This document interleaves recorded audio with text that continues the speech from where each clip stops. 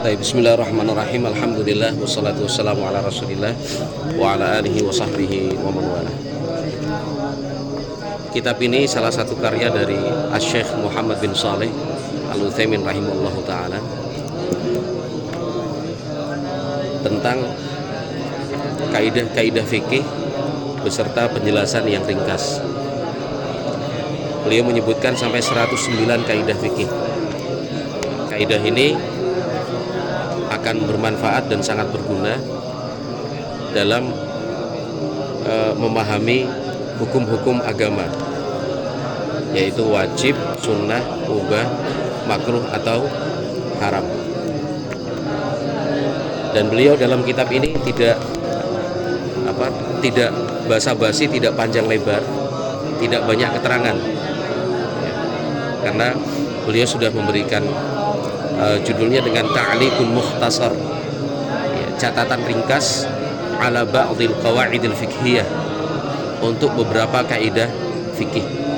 Artinya kaidah fikih yang beliau sebutkan di sini tidak semuanya.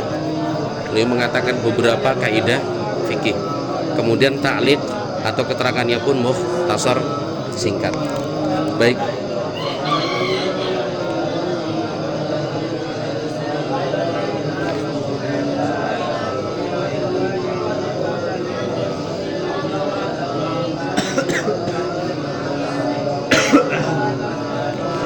Kita langsung halaman ke-7 saja. Qala rahimallahu ta'ala bismillahirrahmanirrahim, ta'liqun mukhtasarun ala ba'dil qawaidil fiqhiyah. Yang pertama, dar'ul mafasidi inda tazahumi muqaddamun ala jalbil masalihi. Dar'ul mafasid, mencegah mafsadah, indat tazahum, ketika bertabrakan dengan maslahat, muqaddamun, itu lebih didahulukan ala jalbil masalih, dibandingkan mendapatkan maslahat. Jadi dalam suatu kasus ada dua kemungkinan. Kemungkinan yang pertama negatif, kemungkinan yang kedua positif. Ini ada negatif, ada positif, ada mafsadat, ada maslahat. Artinya ini kalau kita lakukan, ya ada untung ada ruginya, ada maslahat ada mafsadahnya. Ini kita lakukan apa tidak? Kita lakukan apa tidak? Nah, prinsipnya adalah jangan dilakukan. Kenapa? Karena kalau dilakukan ada mafsadah di sana. Lah, kan ada maslahatnya. Iya. Untuk apa maslahat kalau mafsadahnya juga muncul? Lebih baik jangan sampai terjadi mafsadah, walaupun ada kemungkinan maslahat didapatkan. Kata Syekh Al-Utsaimin rahimahullahu taala,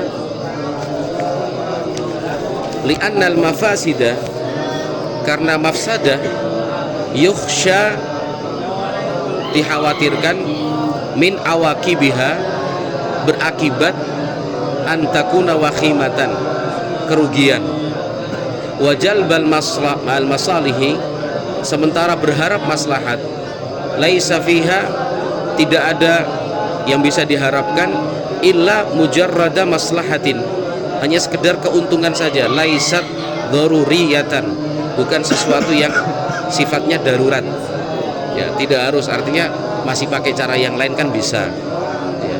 Kenapa harus memaksakan diri menggunakan cara itu yang besar kemungkinan ada mafsadatnya, walaupun ada maslahat yang dituju? Lebih baik cari jalan yang lain yang di situ tidak ada mafsadahnya dan murni maslahat. Itu kalau dihadapkan pada situasi seperti ini. Ya, kalau contohnya sangat banyaklah dalam kehidupan sehari-hari. Ya, mana yang lebih kita pilih? Dapat untung, ya, tapi di situ ada kerugian, atau jangan sampai rugilah, walaupun ada kemungkinan untung. Orang dalam urusan bekerja, ya, ini kalau urusan dunia ini, urusan bekerja, faktor keselamatan safety, jangan sampai kita memaksakan diri sementara di situ ada kemungkinan mafsadah. Ya, keuntungannya ada, ya, misalkan memperbaiki sesuatu, ya kan, memperbaiki sesuatu harusnya menggunakan alat, ya, alat yang memang dibuat secara khusus untuk sesuatu tersebut, ya. Tapi alat itu ternyata kita tidak punya, ya. Jangan memaksakan diri menggunakan alat yang lain yang bukan seharusnya. Ya, ada kemungkinan bisa diperbaiki, tapi kemungkinan yang lain alat itu rusak karena memang bukan fungsinya, atau yang kita perbaiki itu tambah rusak juga. Lebih baik sabar dulu, ya, sampai bisa mendapatkan alat yang memang diperlukan. Atau pekerjaan itu harus naik, ya kan, menggunakan tangga. Lah, tangganya itu benar ataukah tidak? Ya. Tangganya itu benar atau ternyata tangganya rusak, udah dipegangin aja.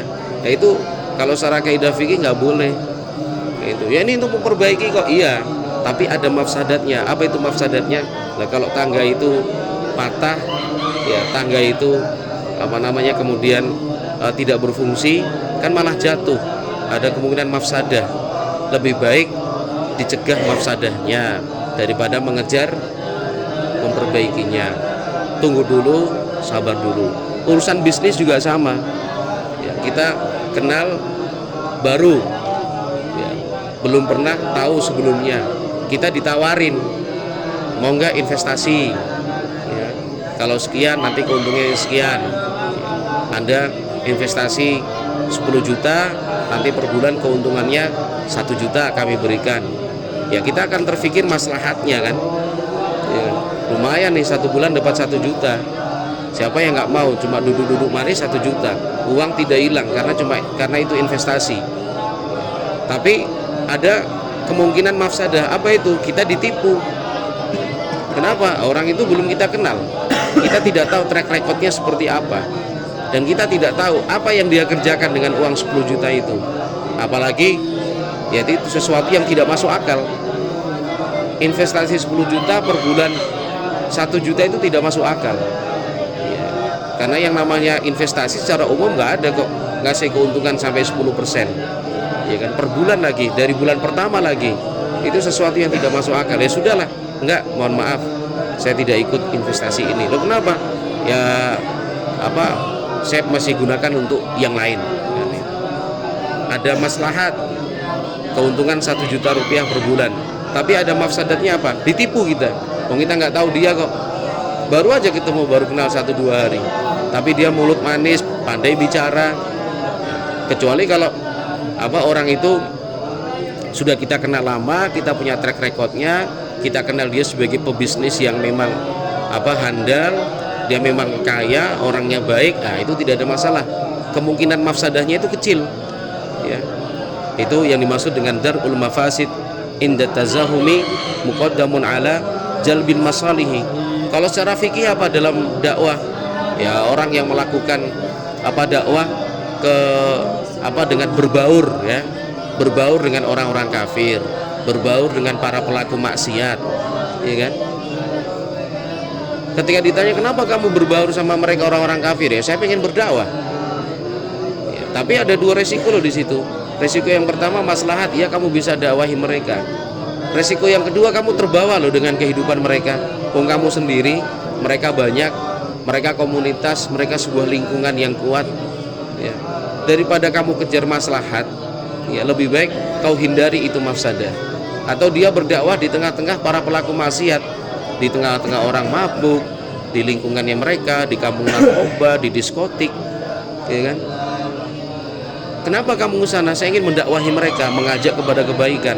Ya, niatmu bagus, tapi caranya tidak seperti ini. Kenapa? Karena secara hukum fikih yang namanya darul mafasid muqaddamun ala jalbil masalih. Lebih bagus kita hindari mafsadat daripada kita kejar maslahat. Kamu gabung di sana, belum tentu kamu kuat. Kamu gabung di sana, itu lingkungannya sudah sangat-sangat buruk. kamu baru masuk saja itu sudah mafsadah muncul, dan itu belum tentu mereka mau menerima kamu, belum tentu dakwahmu itu berhasil, nggak ada yang menjamin. Tapi kerugian sudah pasti. Apa itu? Ya kamu berteman dengan orang-orang jelek. Padahal Nabi Muhammad SAW memerintahkan kita untuk berteman, cari lingkungan itu yang baik. Loh, kamu malah gabung sana, nggak benar seperti itu. Sehingga kaidah yang kita pakai adalah darul mafasid muqaddamun ala jalbil masalih. Ya, itu secara ringkas. Inda tazahum itu untuk pelengkap saja. Tapi ya kalau yang sering disebut dan dinyatakan dalam kitab-kitab fikih, cukup darul mafasid muqaddamun ala jalbil masalih. Ada dua orang bertengkar, ya, berselisih. Kita berusaha untuk melerai atau menjadi penengah, mediator. Tapi kita ukur komposisi diri, kapasitas kita itu sampai sejauh dan sekuat apa. Ya.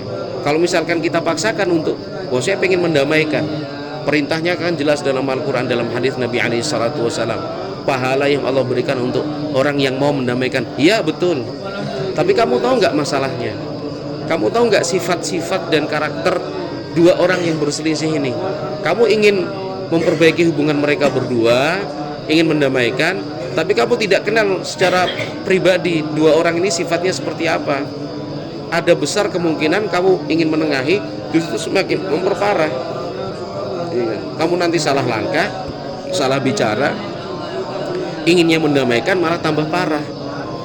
Sudah, pokoknya keinginanmu untuk mendapatkan maslahat itu ditunda dulu. Ya, ditunda dulu. Kenapa? Karena untuk mencegah mafsadah. Apa mafsadahnya? Konflik itu semakin parah. Kenapa? Karena niat yang baik saja masih belum cukup. Gitu. Niat yang baik saja masih belum cukup. Pokoknya contoh kasusnya banyak sekali lah. Ya. Yang jelas ketika kita dihadapkan dengan suatu kasus, di situ ada maslahat, di situ ada mafsadah. Ya. Maka hindari mafsadahnya, walaupun di situ ada maslahat. Wallahu a'lam bishawab. Cukup dulu. Kalau ini insyaallah sangat penting ya, kita pelan-pelan saja membacanya. Baik. Itu di kaidah fikih yang dulu pernah kita pelajari juga ini, ya kan?